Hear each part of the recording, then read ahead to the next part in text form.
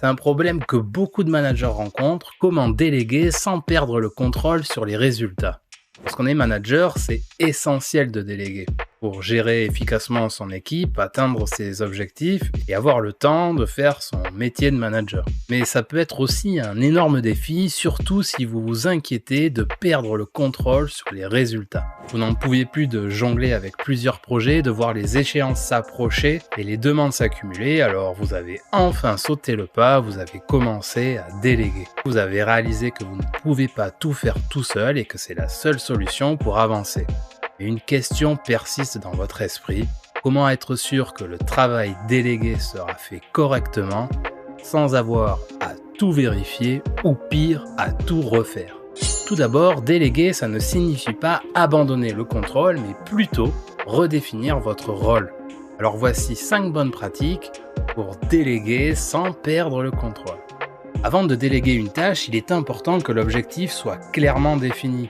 Par clairement défini, on entend définir précisément le quoi, mais aussi le comment.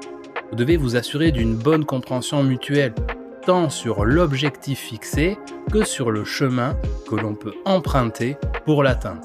Par chemin, on entendra les échéances, les ressources, les moyens ou les méthodes que l'on va utiliser pour atteindre le résultat escompté. Deuxièmement, gardez à l'esprit que vous devez choisir les bonnes personnes. Déléguer, ce n'est pas choisir des personnes au hasard ou prendre le premier venu entre deux portes. Il est important que vous connaissiez les forces et les faiblesses de chacun de vos équipiers. Alors, vous pourrez vous assurer de confier la tâche à quelqu'un qui a soit les compétences ou l'expérience ou aussi la motivation pour atteindre le résultat. Déléguer, c'est aussi un formidable levier pour développer les compétences de vos équipes. Troisièmement, une fois que vous avez défini le quoi, le comment et là où les personnes en charge de l'atteinte du résultat, il faudra mettre en place un suivi. En effet, déléguer ne signifie pas que vous disparaissez du processus. Vous planifierez alors des points de contrôle ou des checkpoints si vous préférez pour suivre l'évolution sans être constamment derrière votre équipe. Les points de contrôle, c'est peut-être des réunions ou grâce à des outils de gestion de projet comme il en existe de nombreux.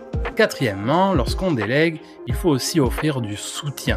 Et par soutien, on ne parle pas de micromanagement. Les micromanagers, ce sont ces managers qui ont toujours la tête là, juste au-dessus de votre épaule, à épier, regarder, contrôler et à surveiller plutôt qu'à veiller à la bonne conduite des missions.